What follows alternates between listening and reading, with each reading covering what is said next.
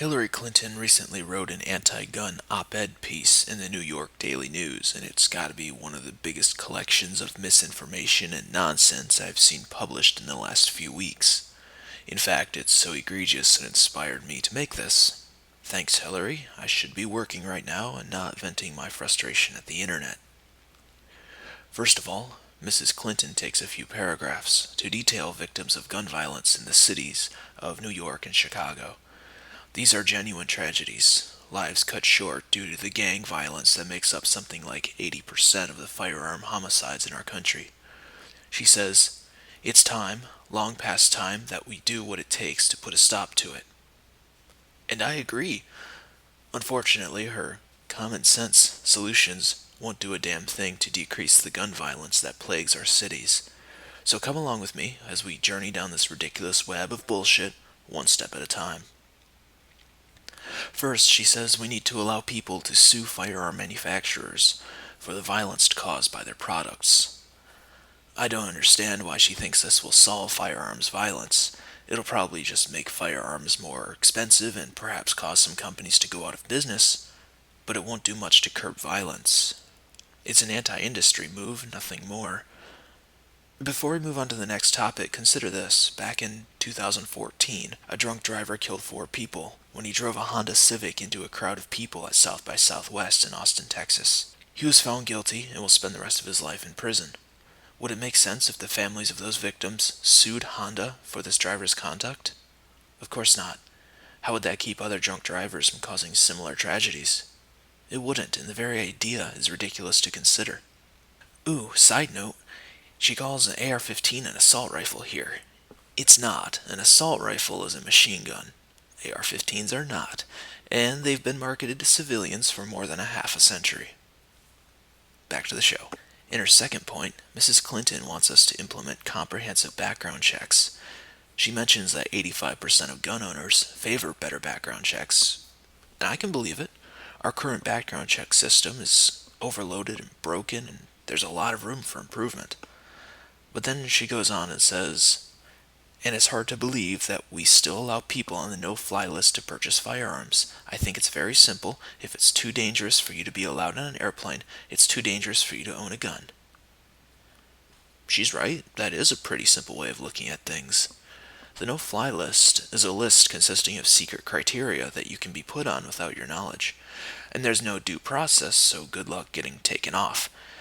30 seconds on Wikipedia shows a huge number of notable false positives and abuses of the no-fly list.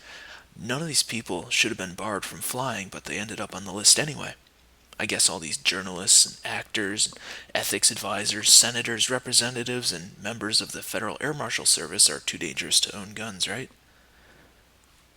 Third, she talks about the Charleston loophole, which was known as the default proceed loophole before the Charleston shooting in 2015. The loophole is thus: back in 1993, the Brady Handgun Violence Prevention Bill introduced us to the gun buying system we have today. The bill passed and instituted a 5-day waiting period while the background check was manually run by FBI agents.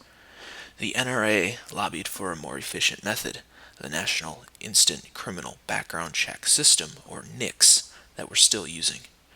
An amendment was added saying that once the NICS system was operational, it would be used instead of the 5-day waiting period because it'd be, instant.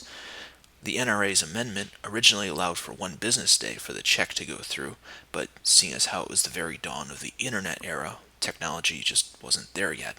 So the NRA eventually settled on 3 business days for the timeout period. Today, Clinton calls this the Charleston loophole because Dylan Roof bought the gun he used in the Charleston shooting after his background check came back as proceed after the 3-day timeout period expired. Mrs. Clinton claims that 1 more day of waiting would have meant a denial instead, but it turns out the FBI screwed up. Roof had been arrested on a misdemeanor drug charge where he admitted to being in possession of Suboxone. But the wrong arresting agency was listed in his file, and it took 2 months for the FBI to figure it out. So Clinton's just 1 more day wouldn't have mattered at all. She doesn't talk about her fix for this loophole on her website, and I'm not actually sure what she recommends instead.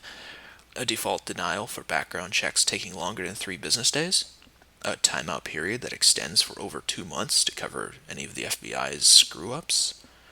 Neither of those are good ideas. Maybe what needs to be done is overhaul the NICS system and make it actually instant. It's 2016, there's no reason they shouldn't be. But more to the point, none of these 3 steps she mentions will have an impact on the gang violence that causes most of America's gun murders. Will the ability to sue gun manufacturers keep drug dealers from shooting each other? Will universal background checks prevent criminals from stealing them? Will extending the default proceed timeout on these background checks keep the streets of Chicago and New York and Detroit and LA safer? Hell no. It won't even be a drop in the bucket. If we really want our gun violence to decrease, stop the war on drugs. Eliminate the funding for gangs and wipe out the drug trade. Honestly, if one Democratic candidate is going to make a difference in the number of people killed by guns in this nation, it's Bernie Sanders. Not because of his views on gun control, but because of his views on drug policy. Just saying.